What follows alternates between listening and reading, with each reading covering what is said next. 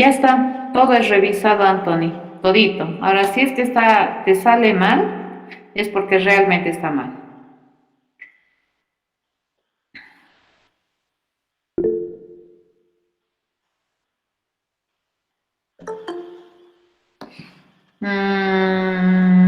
No, está bien, Anthony. No, es imposible. Ayer he revisado nuevamente. ¿Cómo sabes que tienes el mismo resultado, Fabio? Arevalo. Fabio Arevalo.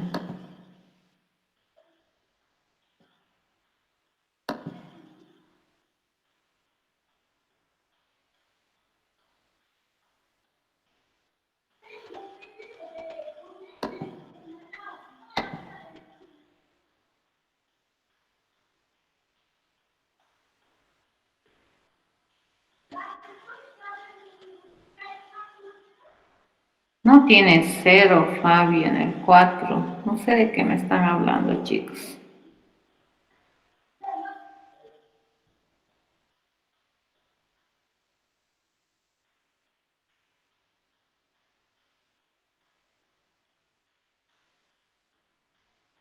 Andrea, el enunciado era específico. Ya tenías que hacerlo por mapas de Carnot, porque había otra pregunta en la que se tenía que utilizar las leyes del álgebra de Boole. Entonces, si me lo resuelves por otro medio, no sirve. ¿Ya? El enunciado decía muy claramente. Fabio, ¿has visto? Yo no veo problemas en tu examen, Fabio. Y en los quizzes también ya está todo corregido, ya considerando esas cosas que han ingresado. Cuando tienes un 0,0 es porque realmente no está funcionando bien, ¿ya? Eso. Bien. Mm,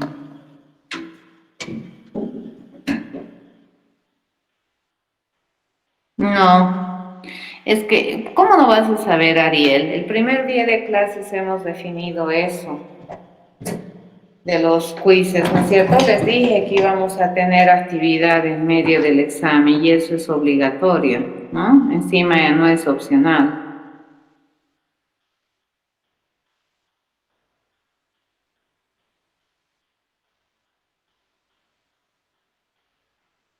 Ah, no, no tenías que hacer como acarreo, Anthony. A ver, cuando me preguntaron es porque cuando tú tienes que definir la tabla se define cociente acarreo, pero es cuando defines la tabla, no cuando estás haciendo una división. La división que nosotros hemos utilizado es división entera, pero cuando defines la división en términos de la tabla y de los símbolos es división y acarreo, ¿ya? Pero eso es definición de la tabla, no es la división. En la división nunca hemos agarrado el acarreo, solamente hemos agarrado el cociente.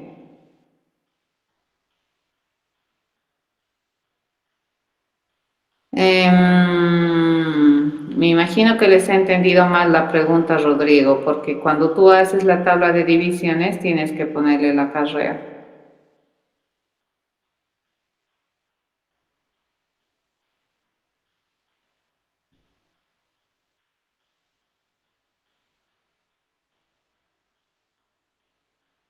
Sí, es sin acarreo la pregunta, Anthony, es correcto, es sin acarreo.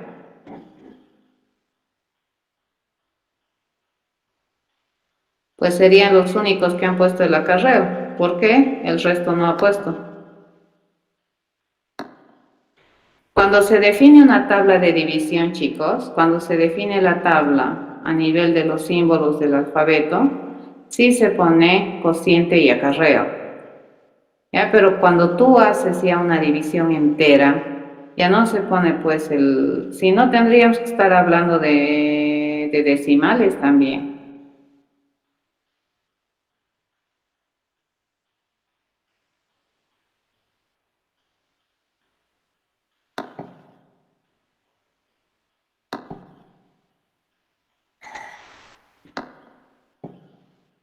Es que si me preguntas en cuestión de definición de una de división, sí se pone cociente y acarreo.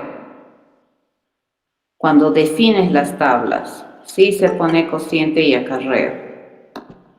Y es como cuando ponemos en la definición de la tabla de la suma, se pone resultado y acarreo. Así siempre hemos definido.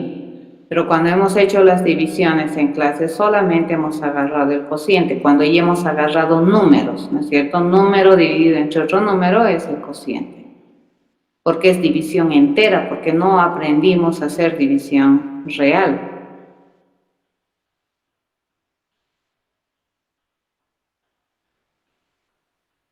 Si está mal, Anaí, es que está mal, ¿de acuerdo? O sea, puedes revisarla, pero está mal. Si te he dicho que está mal, o sea, no sé, o sea, ¿por qué tanto? Realmente hay algunas preguntas que no están bien, pues que quieren que haga, chicos. Anaí Gamboa, a ver, vamos a chequear. Preguntan ahí, ¿cuál es tu pregunta? ¿En las 5? 5, a ver, vamos a chequear.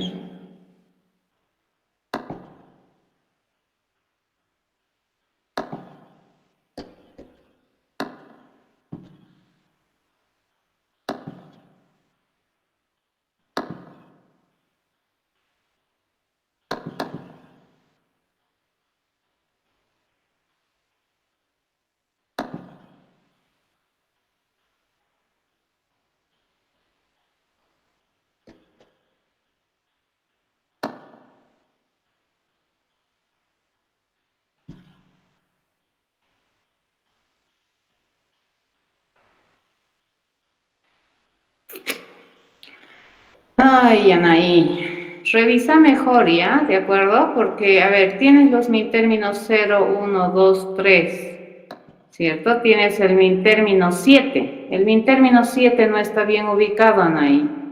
Y tu distribución de la tabla está mal, no sé qué has hecho. Tu miltérmino 7 no está bien puesto. Entonces, antes de reclamarme, chicos, asegúrense, por favor.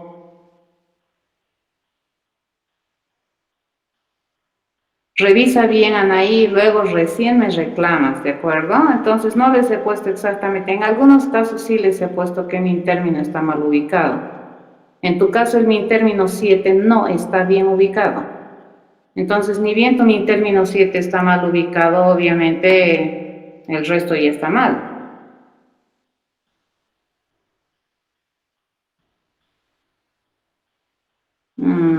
Según yo deberíamos avanzar. ¿Ya? Ok.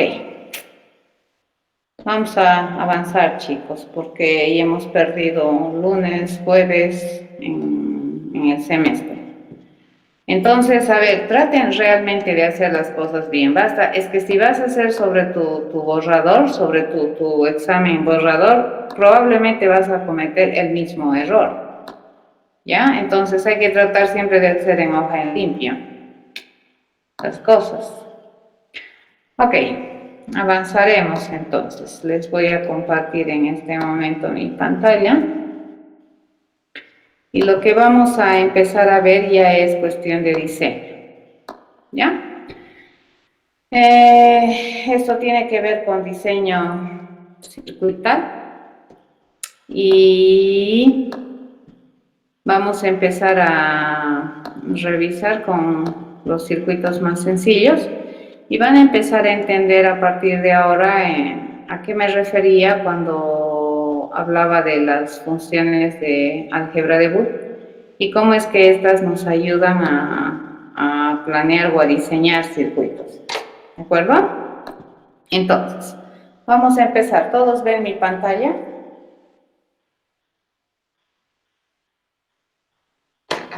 Sí. Ok, entonces, veamos, dice, los circuitos que trabaja la computadora, todos estos están basados en el álgebra de Boole, ¿ya? Y lo que vamos a ver es estos circuitos combinacionales como primera parte de esta parte final ya del semestre, ¿no? A ver, los circuitos combinacionales están catalogados como circuitos electrónicos.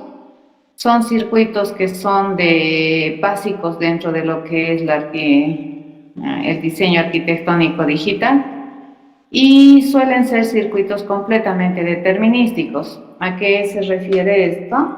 A que para un conjunto de entradas siempre te va a generar una salida específica, ¿de acuerdo? Entonces no son aleatorios, no son probabilísticos, los circuitos suelen ser bastante determinísticos. En este sentido, esta clase de circuitos siempre sucede lo siguiente, ¿no? Que sus salidas van a depender en un instante de tiempo de las entradas que tienen en ese instante. ¿Cómo es que se obtienen este conjunto de salidas sobre las entradas que tienen? A través de la combinación estratégicamente ubicadas de compuertas lógicas básicas, ¿ya? Estos circuitos suelen ser de una sola pasada, es decir, no se retroalimentan, no viven en el tiempo. Una vez que se habilitan, reciben entradas, generan la salida y listo, pasa, ¿no es cierto? A menos que la vuelvas a habilitar y hace el mismo procedimiento, recibe entrada. De acuerdo a la función que tú hayas definido de relación de salidas con sus entradas, te va a generar una salida. Los circuitos combinacionales en general no utilizan memoria, ya no requieren recordar cosas, no retroalimentan sus entradas con sus salidas en su generalidad. Y por supuesto, la mayoría de estos circuitos se representan muy fielmente a través de funciones de álgebra de Boole. Entonces, cuando se diseña un circuito combinacional, usualmente te dan un problema que tú tienes que intentar resolver o diseñar un circuito para ese problema. Y lo que vamos a hacer es representar ese problema a través de funciones de álgebra de Boole, ¿ya? En un esquema general, un circuito combinacional se ve más o menos así. Por un lado tenemos explicadas las entradas, se deberían identificar con mucha propiedad, certeza y no ambigüedad cuáles son las entradas al circuito y de la misma manera se deberían identificar de manera apropiada, sin ambigüedad, cuál es el conjunto de salidas de ese circuito. Se supondría que acá, entre medio, este circuito se va a conformar de una combinación, ¿de acuerdo? Va a ser un conjunto de compuertas básicas que me van a permitir obtener este conjunto de salidas, dado que tenemos este conjunto de entradas. Por eso se denomina circuito combinacional. Y repito, es, como se decía en la anterior diapositiva, un circuito de una pasada, ¿ya? Bien, a ver, para poder diseñar circuitos combinacionales, que son los más sencillos por su naturaleza determinística, lo primero que hay que hacer, obviamente, es tener un problema que queremos resolver. Hay que leer bien el problema, hay que definir el problema sobre la base de una situación que tú estás queriendo resolver. A ver, ¿a qué se refiere la definición del problema? Se refiere a tratar de desgranar el problema que quieres resolver en términos de proposiciones que puedan tener uno de dos posibles valores, verdad o falso, ¿ya? Y eso de qué va a depender mucho también de la situación. Es más o menos similar a programar esto, ya es bastante determinístico. El segundo paso vendría a ser qué es lo que yo espero obtener con el diseño de este circuito y qué es lo que se supone que yo voy a obtener como información para diseñar este circuito. Lo siguiente que se hace cuando tú hablas de definir salidas y definir entradas, este es un proceso bien importante dentro de lo que es el diseño circuital, ya que al definir las entradas tenemos que hacer básicamente un conjunto de pasitos mentales. El primero es decir, ¿cuántas salidas? El segundo es decir, ¿qué salidas? Y el tercero es decir, ¿cuántas variables necesitamos para representar esa cantidad de salidas que quiero obtener? y luego darle significancia de acuerdo a las variables que vas a identificar para representar tu salida. Lo mismo va a suceder con las entradas, ¿ya? ¿Qué entradas? ¿Cuántas entradas? ¿Cuántas variables binarias requiero para representar esas entradas? Los valores en esas entradas, ¿qué van a significar? Así, ¿de acuerdo? El cuarto paso vendría a ser el definir la relación que se tiene entre la entrada y la salida. Ya yo voy a tener un conjunto de entradas y voy a tener un conjunto de salidas y voy a relacionar este conjunto de entradas considerando el problema hacia una salida, ¿de acuerdo? Entonces, estas entradas tienen, o a partir del momento en que tú le das una significancia en el paso 3, entonces una combinación de valores de entrada también va a tener una significancia que para nosotros se llama interpretación.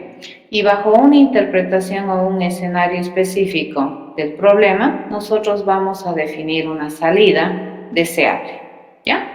¿Y cómo vamos a hacer esta relación? Lo vamos a hacer a través de una tabla de verdad. Las tablas de verdad van a ser nuestras mejores amigas para poder modelar una alternativa de solución circuital a algún problema que nos dé. El quinto paso, ¿en qué consiste? En recoger las funciones o definir las funciones considerando la tabla de verdad que hemos obtenido en el paso 4. Se dice que para cada salida que identifiquemos en la tabla de verdad vamos a definir una función, ¿ya? Exactamente una función por cada salida. Eso quiere decir que si hemos identificado 4 salidas, en el paso 5, ¿cuántas funciones booleanas deberíamos tener? 4 funciones. Y esas funciones obviamente van a estar en términos de las entradas que se tiene del problema.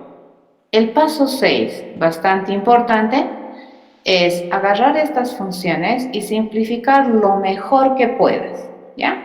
Y para esto nos va a servir todas las estrategias que hemos utilizado. Podemos utilizar mapas de Carnot, podemos utilizar las leyes, propiedades de álgebra de Boole, podemos utilizar el método del tabulado para poder simplificar las funciones. En este contexto, la simplificación de las funciones, ¿para qué me sirve? Para optimizar el uso de compuertas básicas para diseñar un circuito combinacional, ¿ya?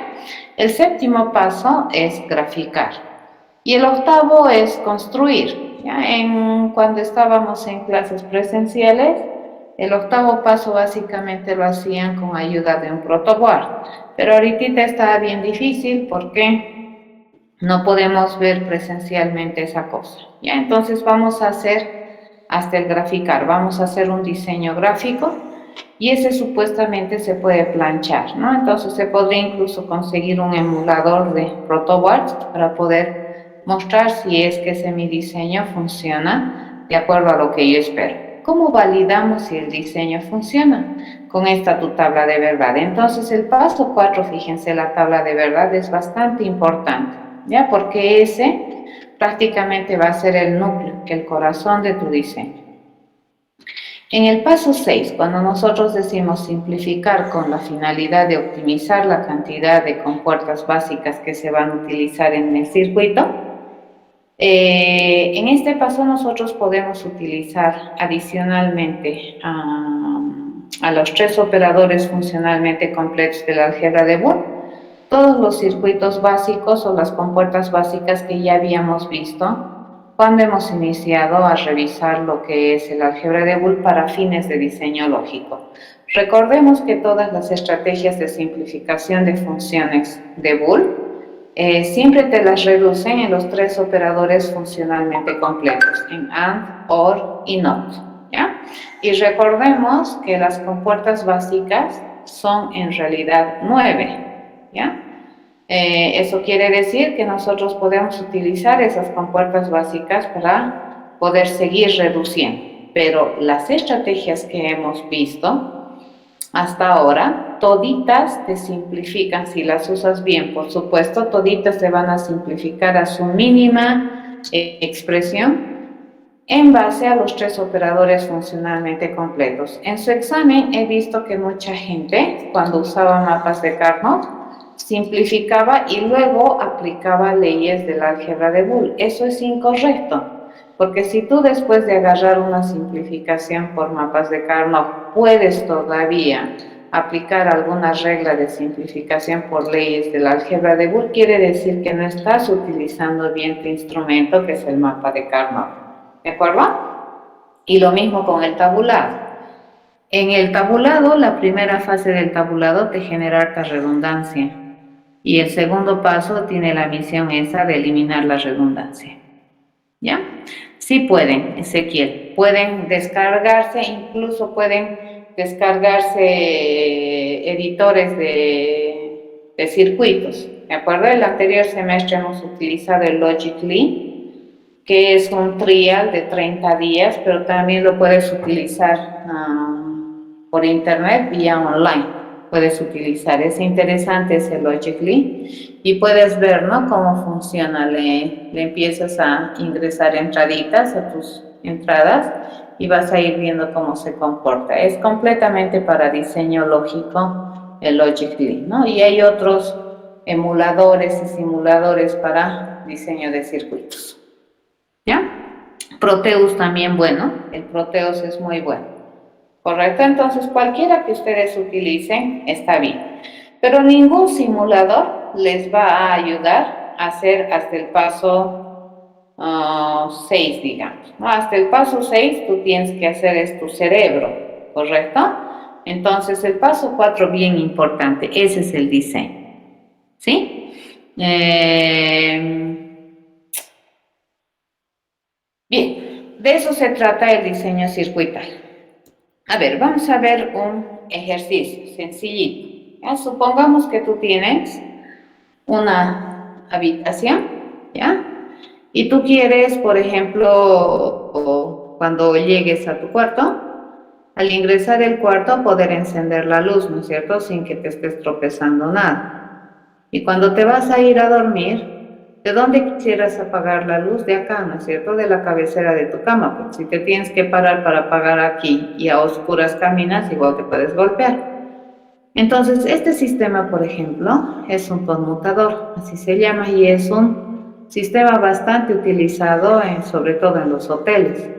Y en los hoteles tú agarras, enciendes la luz por la puerta y se enciende, ¿no? Y cuando te entras a dormir, bueno, apagas y se apaga la luz, ¿no?, del cuarto. Obviamente, hoteles más antiguos te proveen siempre una lámpara de mesa. ¿Para qué? Para evitar, ¿no?, que si la lámpara central del cuarto se enciende, obviamente, con el interruptor que está cerca de la puerta, no deberías levantarte, apagar y golpearte, ¿correcto? Entonces, para evitar esta clase de tantos focos aquí, allá y más allá, lo que se suele usar son conmutadores, ¿ya? Entonces, este es el problema que queremos resolver. Queremos diseñar un circuito que me controle, digamos, el encendido y apagado de un foco en un ambiente en el cual nosotros tenemos dos puntos, ¿no es cierto?, para controlar el mismo foco. Uno de los puntos está cerca de la puerta y el otro de los puntos está cerca de la cama. ¿Sí? Eso es. Entonces, veamos, ese es mi problema. Lo primero que tenemos que ir a definir es, ¿cuál es la salida? A ver, ¿qué es lo que quiero controlar? Lo que quiero controlar es un foco, ¿ya? De la lámpara, del techo, lo que sea, es un foco, ¿ya? Y los estados de este foco puede ser dos. Puede estar el foco encendido o puede estar el foco apagado, ¿de acuerdo? Esa es la semántica, fíjense. La significancia de esta variable o de este dato de salida es encendido o apagado. Lo siguiente que me tengo que preguntar, ¿cuántas variables necesito para representar esta salida? En este caso sería solamente una. Una variable va a representar la salida. ¿Qué se va a llamar esa variable? F le llamaremos, ¿ya? F por foco, ¿correcto? Entonces, F va a ser mi variable de salida. Y cuando esté en 0, fíjense, cuando tenemos variables binarias pueden tener dos valores, ¿cierto? Dos estados, por eso es una variable binaria. Puede tener 0 o puede tener 1. Entonces, en este caso, vamos a asociar así. Fíjense, el 0, ¿qué va a significar para este problema? Apagado. Y el 1, ¿qué va a significar? Encendido.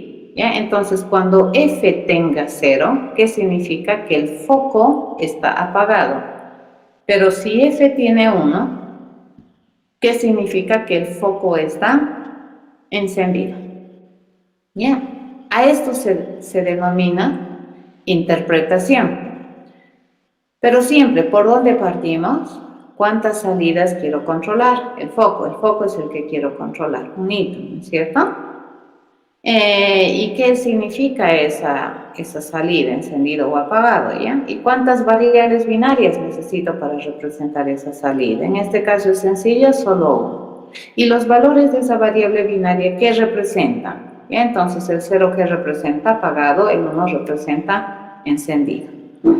En las entradas, fíjense, ¿qué podemos identificar como entradas? Tenemos 2 entradas, ¿correcto? ¿Y qué son esas 2 entradas? Son interruptores. Ya estoy poniendo en contexto. ¿Ya? Entonces, estos interruptores pueden estar, ¿en qué estados pueden estar? Pueden estar en estado presionado o no presionado. ¿Correcto? Entonces, mi pregunta siguiente es, ¿cuántas variables yo necesito para representar estas 2 entradas, que son los 2 interruptores? Y en este caso es sencilla, voy a necesitar 2. ¿Ya? Vamos a necesitar 2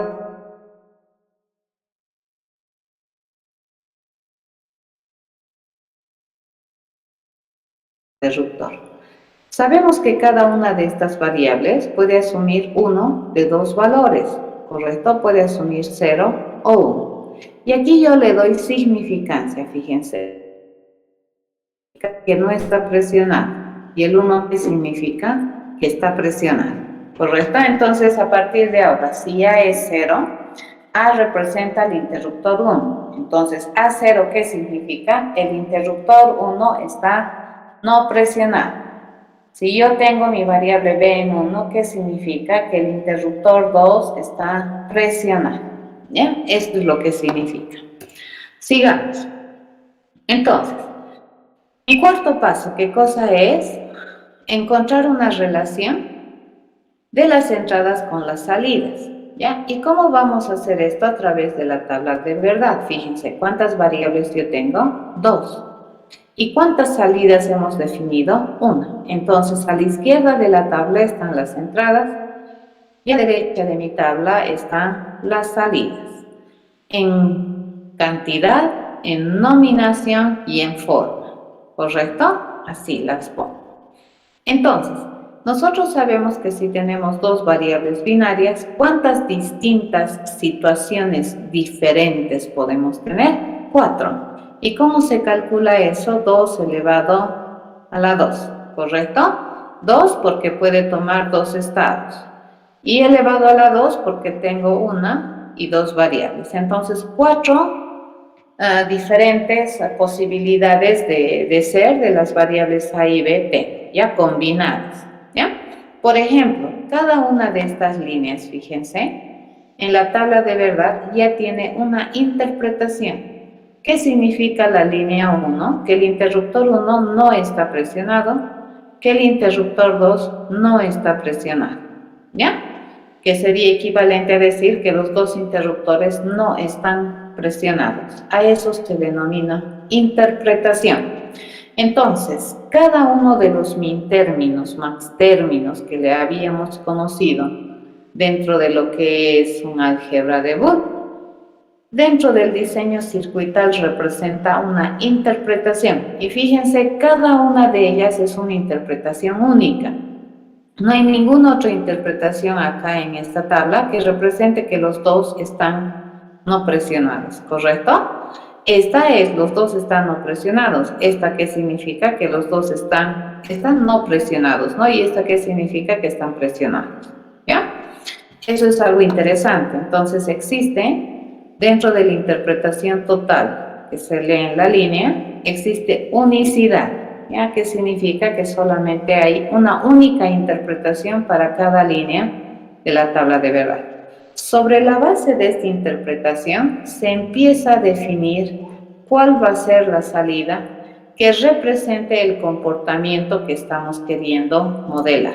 En este caso, por ejemplo, a ver, vamos a arrancar. Yo digo, cuando los dos interruptores no están presionados, entonces mi foco va a estar apagado. Esa va a ser mi premisa, ¿ya? Y lo siguiente que tenemos que hacer es empezar a jugar con la lógica.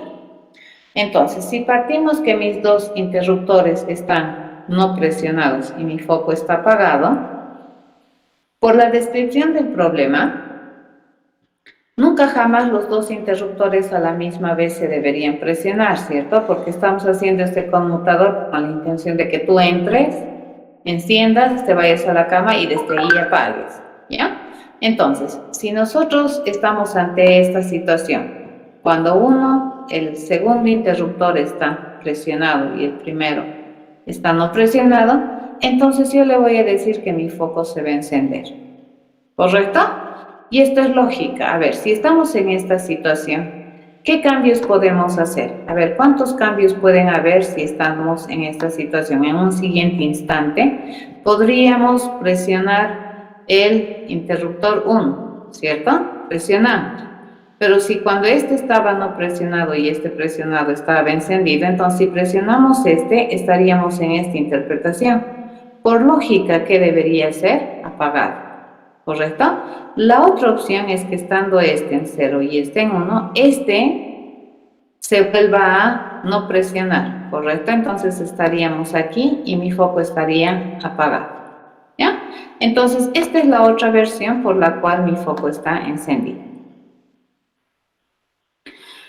No, a ver, vamos a hacer, bueno, podría ser, depende de cómo analizas, ¿ya? Depende de cómo analizas el problema. Entonces, nosotros hemos partido así. Nos vamos a poner acá, ¿ya? Vamos a decir que los interruptores, por ejemplo, este es uno de los interruptores, ¿sí? Y es así, ¿no es cierto? Le vamos a pinchar en un lado y así. ¿Ya? ¿Esto qué significaría? Presionado, por ejemplo, esto es presionado, esto es, a este lado se presiona, ¿ya? Inicialmente, ¿cómo están mis, ahí, qué más necesito tener? Necesito tener mi foco, ¿no? Mi foquito, ¿correcto? Mi foquito aquí va a estar apagado, ¿cierto? Ese es mi foco. Ok, supongamos, es que es del punto de partida. Ya hay que poner el punto de partida. Supongamos que están no presionados, es decir, ambos están aquí. ¿De acuerdo? Entonces el foco, ¿cómo está? Apagado. ¿Sí? Entonces está off. ¿Correcto? Entonces acá estás en una situación 0, 0. Ok, a ver, dime cualquier cosa, algún cambio entre los dos. ¿Cuál sería el siguiente cambio? Uno de los dos puede cambiar, ¿no ve? Y este está apagado. Supongamos que cambiamos cualquiera, fíjate, cualquiera de los dos cambia. Yo le digo, ya no va a estar en 0, este que está en 1, eso quiere decir que está aquí. ¿Correcto? Ya no está aquí. Sí, ya no está aquí. Sí, está acá. Entonces, si eso sucede, hay un cambio, fíjate. Entonces, el foco debería encenderse. ¿Correcto? Entonces, cuando existe 0, 1, el foco está encendido. ¿Ya? Encendido. Ahora, siguiente estado. Por ejemplo, después de estar así, puede suceder algo. Puedo volver aquí con mi 0, fíjense, puedo venir aquí y decirle, ok, voy a dejarlo no presionado ahora. Y resulta que ya al estar no presionado, entonces este desaparece, ¿cierto? Ese ya no. Este ya no es 1, este es 0. Pero como antes estaba encendido, entonces ahora ¿qué le toca estar? Le toca estar apagado. ¿Correcto? He vuelto nuevamente a la combinación 0, 0. ¿Cuál es la otra posibilidad de cambio? La otra posibilidad de cambio, fíjense, es que este ya no esté no presionado, sino a este le vamos a presionar. Chin, le presionamos. ¿Correcto? Entonces, este que vendría a ser 1. Y debería haber cambio en el foco, entonces el foco debería encenderse. ¿Para qué combinación? 1, 0. Y ahora, si estamos en 1, 0, podríamos hacer cambio aquí. Por ejemplo, si cambiamos el 1, ¿a qué tendría que cambiar a 0? Y 0, 0 es apagado, ¿ya? Y la otra opción es que este cambiemos a 1. Fíjense, este se venga a 1. Pero entonces, ¿qué tendríamos que hacer? Tendríamos que apagar el foquito, ¿correcto? El foquito debería estar apagado. ¿Entendido?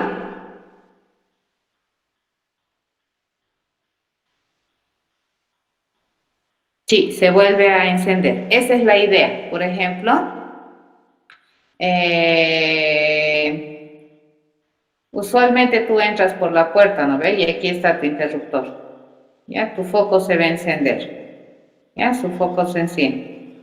Cuando te cambias todo y entras a dormir, es molestoso levantarte, ¿ya? Y por aquí presionas y tu foco se apaga, ¿correcto? Entonces tu foquito se va a apagar. A medianoche te despiertas, digamos, por alguna razón, no vas a venir hasta la puerta para encender tu foco, ¿no ve? Entonces, ¿qué haces? Cambias de estado, le pones aquí y tu foco se enciende.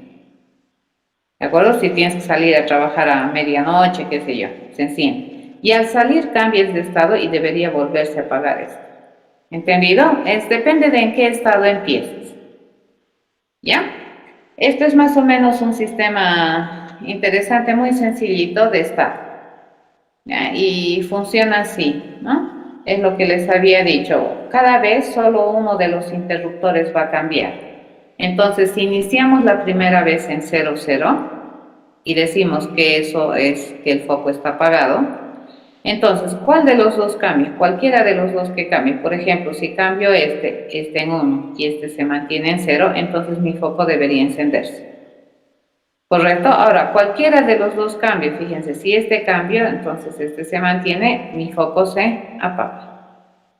¿Correcto? Ahora, si este cambio, entonces debería conmutar, ¿correcto? Mi foco debería encenderse. ¿Sí? Ahora, si nosotros cambiamos cualquiera, por ejemplo, este le cambia 0 y este 0, mi foco debería apagarse. Ahora cambiaremos de nuevo, este le pongo en 1 y este en 0, mi foco se enciende. ¿Correcto? Ahora supongamos que este le ponemos en 1 y este en 1, entonces mi foco que debería estar apagado. Ahora si supongamos este le pongo en 0 y este en 1, mi foco que debería estar encendido. Me fijo, fíjense, cuáles son las líneas en las cuales mi foco está encendido, ¿ya? Pero ¿de dónde hemos partido? Que el 0, 0 me lo tiene apagado al foco. Este es un encendido.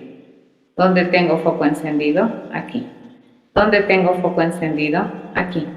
¿Dónde tengo foco encendido? Aquí. Entonces, cada vez que ocurre la combinación 1, 0, 1, 0, mi foco se enciende. ¿Ya? Y cada vez que ocurre la combinación 0, 1, 0, 1, el foco también se enciende. Pero cuando ocurre la combinación, fíjense, cuando ocurre la combinación, ¿qué se llama? La combinación, a ver, le llamaremos esta combinación. Cuando ocurre la combinación 0, 0, 0, 0, 0, 0, se apaga, dice, apagado. Correcto, y cuando ocurre la combinación 1, 1, se apaga. A ver, hagan cualquier secuencia a partir de entonces se enciende, se apaga. No, estos son esos interruptores que presionas y ya está, ¿no es cierto? Presionas, son como estos. Son como estos que estaban en el dibujito, acá. Son estos interruptores. ¿Ya? Pones, bajas, pones, es como un switch. ¿De acuerdo? No es esos de presión. Interruptores, no pulsadores. ¿De acuerdo? Entonces van a ir cambiando. ¿Correcto? ¿Ya está? Entonces, ¿qué es lo que acabamos de hacer? Fíjense, acabamos de diseñar el circuito y su comportamiento es completamente consistente y fiable. ¿De acuerdo? Ese es su comportamiento. ¿Estamos de acuerdo? Ok, así. Entonces, la tabla de verdad que representa a ese comportamiento es esta. Ya acabamos de definir esta tabla de verdad. Cuarto paso hecho. Quinto paso. Quinto paso es recoger la función. ¿ya? Entonces aquí está más explicadito. Fíjense, si los dos están así, foco apagado. Si uno de ellos cambia, foco encendido. Si otro cambia, si de aquí a aquí cambia un hito, foco encendido, ¿ya? Si es que esto sucede, foco apagado. Esa es la interpretación, ¿ya? Recogemos las funciones. Fíjense, la función la vamos a tomar por el lado de los positivos, ¿ya? Vamos a agarrar esta función y vamos a recogerla cuando el foco se enciende. O también podríamos recogerla cuando el foco se apaga, ¿ya? Pero solo una de las dos. Entonces, en este caso, siempre el ser humano tiene pensamiento positivo. Vamos a recogerla cuando el foco se enciende, ¿ya? Y la función es una función que está en términos de dos variables y dice que es una sumatoria del término mínimo 1 y del término mínimo 2. Listo. Extendemos, la función para nosotros es esta, ¿de acuerdo? Intentamos reducir, fíjense, vamos a intentar reducir esta por mapas de Karnoff y vamos a encontrar un mapa de Karnoff así. Entonces, ¿cuántos grupos yo tengo? Dos grupos, o sea, no he podido reducir más nada, ¿ya? Entonces, esta función, fíjense, ya está reducida a su mínima expresión en términos de los tres operadores funcionalmente completos, el AND, el OR y el NOT. Pero, ¿qué permiso tenemos para diseño circuital? Es que nosotros podemos utilizar las compuertas básicas que habíamos definido al iniciar el álgebra de Boole, que en total eran 9, incluidas estas, ¿no es cierto? Entonces, viendo las tablas de verdad y demás, podemos verificar que esta función es en realidad un XOR. ¿Ya? Entonces, esto es equivalente a un XOR. Fíjense, acá cuántas operaciones tenemos.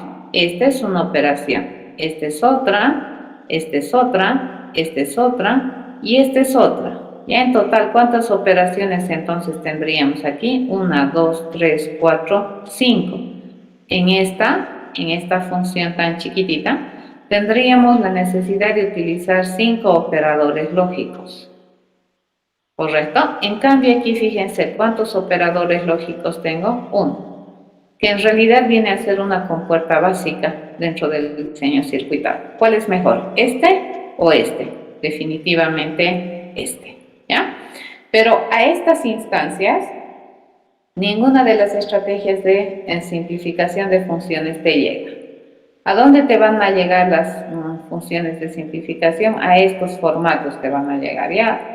Repito, las leyes, mapas, método del tabulado te simplifican las funciones de álgebra de Boole sobre la base o considerando los tres operadores funcionalmente completos del álgebra de Boole, que son el AND, el OR y el NOT, ¿ya?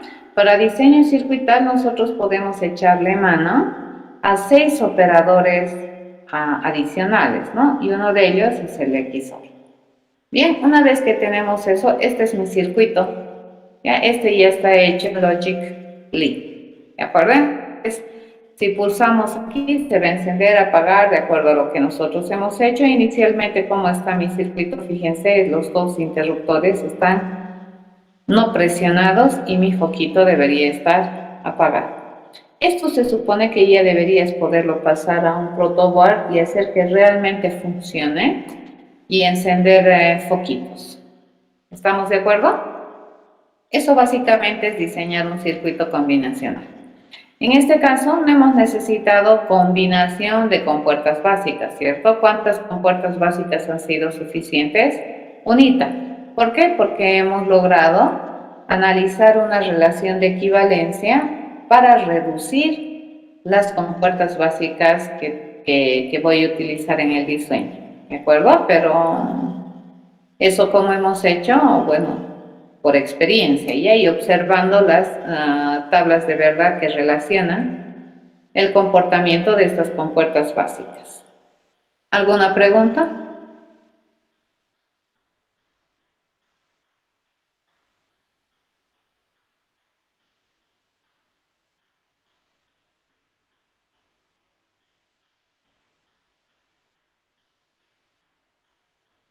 ¿Ya? Ese sería el diseño circuital. Ok, a ver, les toca a ustedes. ¿Qué hay que definir acá? Hay que ir en orden, ¿no es cierto? Esto es más o menos como programar. ¿Qué salidas? ¿Ya? ¿Cuántas? ¿Qué significan? ¿Qué entradas? ¿Ya? ¿Qué? ¿Cuántas? ¿Qué significan? ¿Cuántas variables? Es la pregunta. ¿No? Primero esto, bien importante. Y luego, ¿qué se hace? Tabla de verdad, ¿no es cierto? La tabla de verdad también, fíjense, este es el núcleo, pero esta tabla de verdad depende de cómo piensas aquí. Entonces, ¿puede haber más de una alternativa de diseño circuital? Sí. ¿Ya? ¿Correcto? Sí. Más de una alternativa. Eso es lo interesante del diseño circuital. Obviamente, probablemente óptimas, va a haber muy poca variedad, pero en cuestión de diseño hay muchas posibilidades.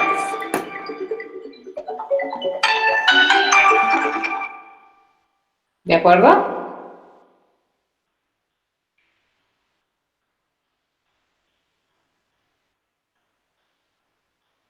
Ok, si tienen consultas, pues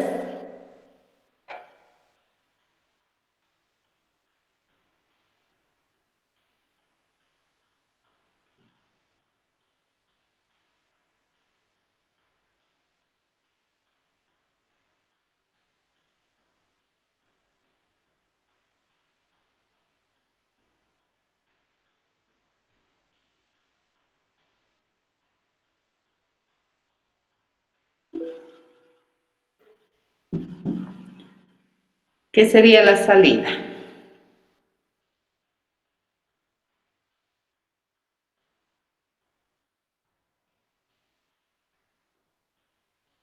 Ya, dice la salida sería, a ver, vamos a ir haciendo por pasitos.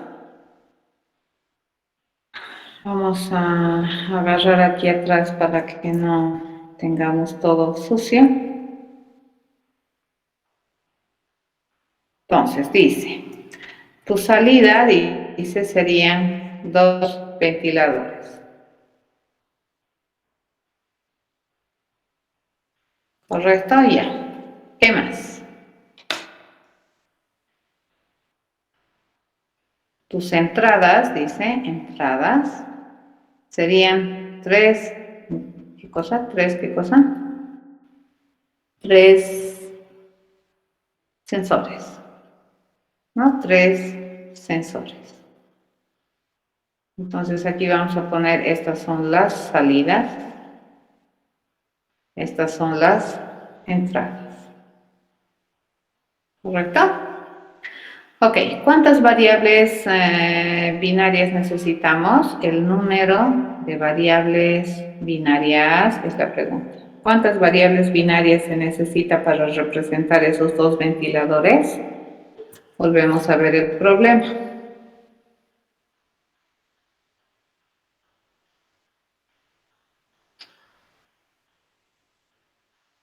Dos, dice Anthony. A ver, vamos a ver. 2 variables binarias. Le llamaremos el ventilador 1 y el ventilador 2. ¿De acuerdo? Sabemos que estas variables binarias, cada una de estas, puede asumir valor 0 o 1. ¿Qué significa el 0? ¿Qué significa el 1?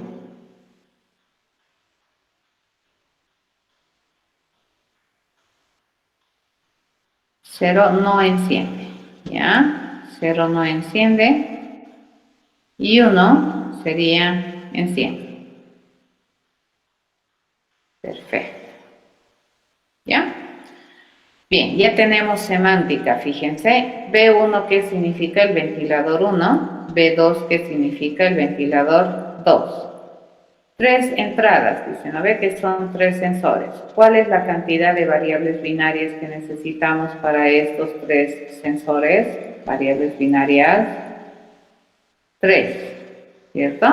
Dice variables binarias. La respuesta dice que es 3.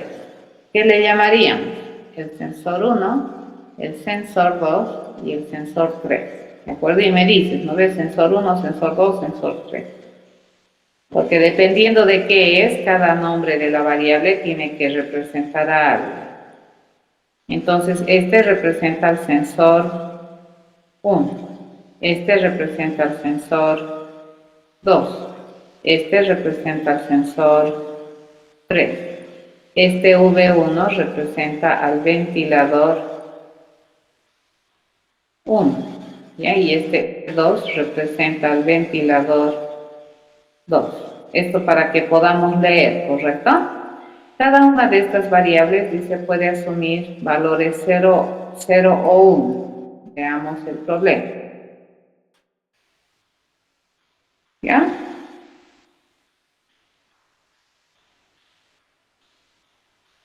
¿Qué significaría el 0?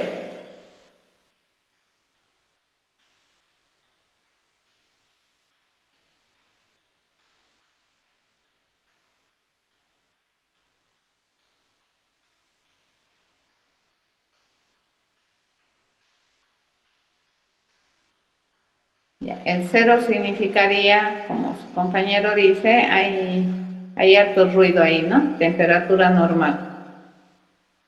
Normal. ¿Y el 1 qué significaría? Temperatura elevada, ¿no? Algo así. O cuando está en ascenso. ¿Correcto? O lo que dice su compañero, ¿no, Anthony? 0 es sensor no activado, 1 sensor activado. ¿Y cuándo se activa el sensor? Cuando la temperatura está anormal, digamos, ¿ya? Temperatura elevada. Bien, una vez que tenemos eso, entonces lo siguiente que tenemos que hacer es nuestra famosa tabla de verdad, ¿correcto? Dice que tenemos ¿cuántos sensores? 1, sensor 2 y sensor 3. Y esto dice que debería generarme una tabla de verdad, ¿ya? ¿Y cuántas cosas tengo que controlar con esas entradas? El ventilador 1 y el ventilador 2.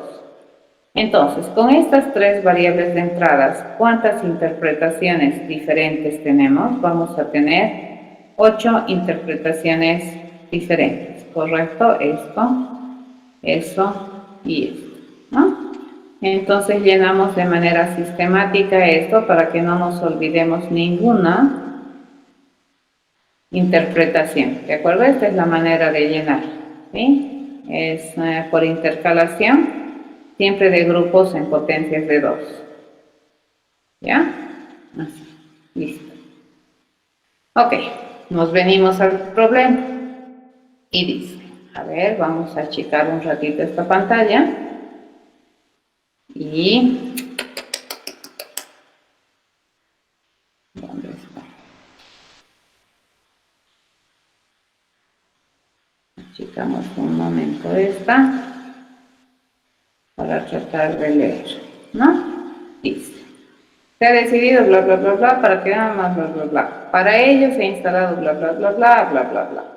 Cuando los tres sensores marcan una subida de temperatura, dice los dos ventiladores se activan. Ok, entonces se activa, ¿cierto? O se enciende. Hecho. ¿Ya? Dice, se activan. Si los tres no se activan, ninguno de los ventiladores se enciende. Ok, entonces 0, es lo único que sabemos, ¿no es cierto? Eso está clarito. Si un sensor se enciende, pasa nada. Si un sensor se enciende, pasa nada. ¿Viste? Entonces, si un sensor se enciende, no pasa nada. Si un sensor se enciende, no pasa nada. Si un sensor se enciende, no pasa nada. ¿Cierto? Los ventiladores no se deberían encender. Eso entiende. ¿Correcto? Ahora, un ventilador debe ser activado. A ver, si solo un sensor se enciende, pero si dos sensores se encienden, un ventilador debe ser activado. Entonces, cuando dos sensores se encienden, un ventilador debe ser activado. Cualquiera, no te dice este o este, ¿cierto? Podría activar este, podríamos activar aquí este, no importa, solo uno se enciende, o podríamos activar este. Ya, va a depender, ¿correcto? En este caso, fíjense, tu comportamiento es bajo interpretación. O toditos podríamos agarrarlo aquí también. Ya como no me ponen ubicación, diferente hubiera sido, ¿no? Que me digan el ventilador 1 está ubicado allá, el ventilador 2 está ubicado allá y más información en este caso no me dan. Entonces yo puedo elegir ¿Cuál ventilador se va a encender? O si siempre se enciende el mismo ventilador cuando ocurre dos sensores encendidos. ¿Listo? Acabo de tener mi tabla de verdad. Una vez que tenemos eso, recogemos las funciones, ¿cierto? La función que representa el ventilador 1, vamos a recoger siempre de manera positiva, ¿correcto? En el mejor de los casos, salvo quieras hacer lógica negativa. Entonces dice que el ventilador 1 se activa o se enciende cuando hay el min término 3, el 6 y el 7. ¿Correcto? Y el ventilador 2, fíjense, se enciende cuando está el 5 y el 7. Listo. Siguiente paso. Vamos a intentar simplificar lo mejor que podamos estas funciones, ¿ya? Y en este caso me conviene utilizar álgebra mapas de Carnot, ¿no es cierto? Es fácil. Entonces le digo el 3, 0, 1, 2, 3, ahí va, 4, 5, 6, este es la función que representa el ventilador 1, este sería 0, 1, 2, 3, 4, 5, 6, 7, este representa el ventilador 2. Hacemos nuestros grupos, ¿ya? A ver, a medida que estoy haciendo esto, les comento que en los exámenes he visto que agrupan todo lo que pueden. Y la idea es, la idea en el mapa de Carnot es agarrar la mínima cantidad de grupos más grandes posibles. Ya esa es la intención. Entonces, cuando nomás agarras más de un grupo, cuando este uno te ayuda a ingresar un 1 a un grupo, un 1 que no estaba considerado. Pero si ya está no tienes que volver a redundar, ¿de acuerdo? Porque eso no te va a generar una simplificación, mínima, te va a generar una redundancia, ¿ya? Es como que si estuvieras haciendo el tabulado solo en su primera fase. Bien, una vez que tenemos eso, ya tenemos las funciones para recoger y le digo V1 sería el resultado. Este le representa sensor 1, sensor 2 y las columnas está representada para el sensor 3, ¿correcto? Entonces esta cae en la zona del sensor 1 y cae en la zona del sensor 2, ¿correcto? Cuando los dos sensores están encendidos, se enciende el ventilador 1. Además, se enciende el ventilador 1 cuando resulta que el sensor 2 está activo y además el sensor 3 está activo, ¿correcto? Ventilador 1. El ventilador 2 dice que se enciende cuando el sensor 1 está activo y además el sensor 3 está activo, ¿correcto? Recordemos que esto es para no S3, S3. Ya, esto es no S1, no S2, no S1, S2, S1, S2, S1, S2, no. Ya estoy leyendo, fíjense, en el mismo sentido que he puesto mis variables en la tabla de verdad.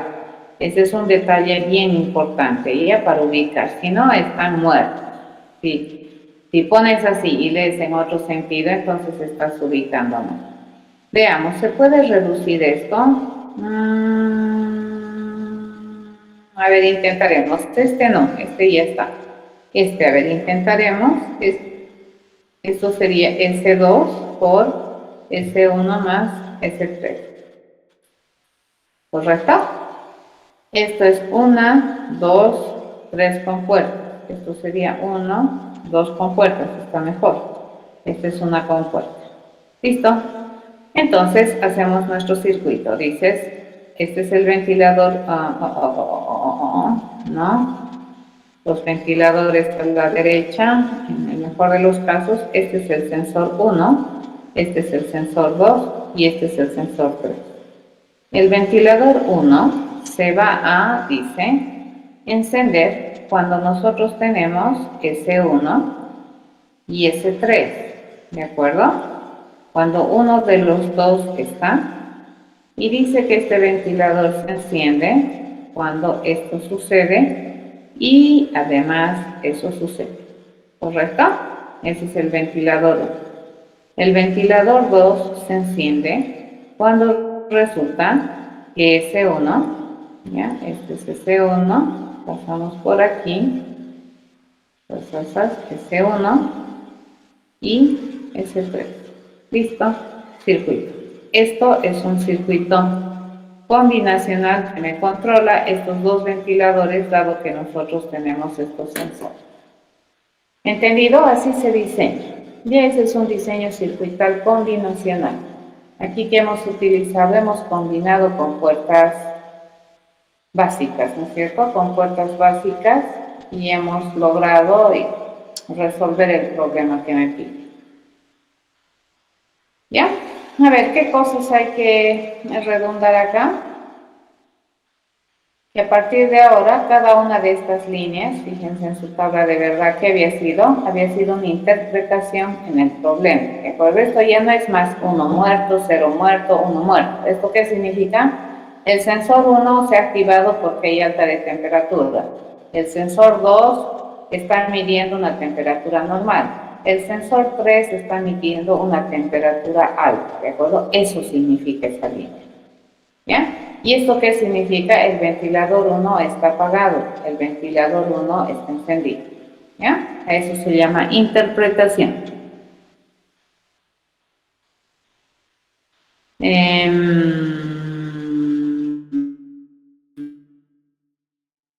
Ezequiel es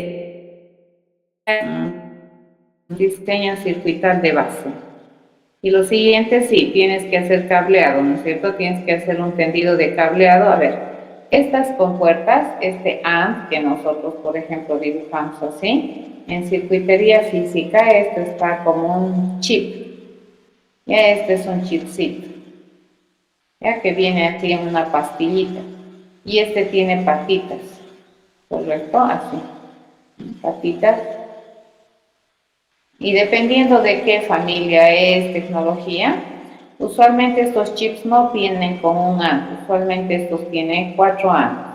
¿De acuerdo? Así es. 4 AND. Entonces, las entradas de este AND, por ejemplo, son estas y este se saca por aquí. Esa es su salida. Eso tienes que ir a fijarte con la hoja de datos de especificación del circuito. Entonces, estas compuertas básicas que nosotros le hemos llamado cuando hemos introducido álgebra de Boole, ¿cierto? A esto se llama compuertas básicas circuitales y ya son circuitos hechos. Si tú utilizaras un protoboard, tendrías que irte a comprar estos circuitos, cablecitos, foquitos para identificar. En vez de tener un ventilador, que tendrías un foquito, ¿correcto? Para identificar si funciona o no. Entonces, en los circuitos que nosotros hacemos, este diseño lógico es a pequeña escala, se utilizaría protoboard. De hecho, el protoboard es un tablero de prototipado, ¿no es cierto? No reemplaza, digamos, el circuito real, ¿ya? Pero básicamente nuestro curso, nuestra misión es hacer diseño lógico para entender cómo es que el artefacto que nosotros utilizamos, que es la computadora, internamente está diseñado. ¿Ya? Entonces la computadora está diseñada de puros de estos circuitos para una, para otra y para otra cosa. ¿Y nosotros qué hacemos? Usamos estos circuitos para resolver problemas bastante complejos. ¿Ya? Eso.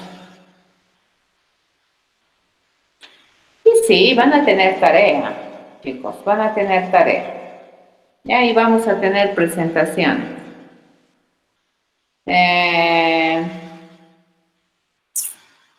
La computadora tiene un chipset, ¿no es cierto? Eso habíamos visto en los primeros días de clase, ¿te acuerdas? Tiene el chipset norte, el chipset sur.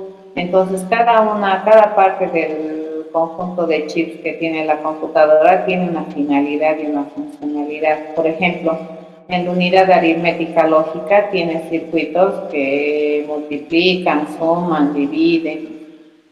Vamos a hacer también eso en clases. El lunes vamos a hacer circuitos que son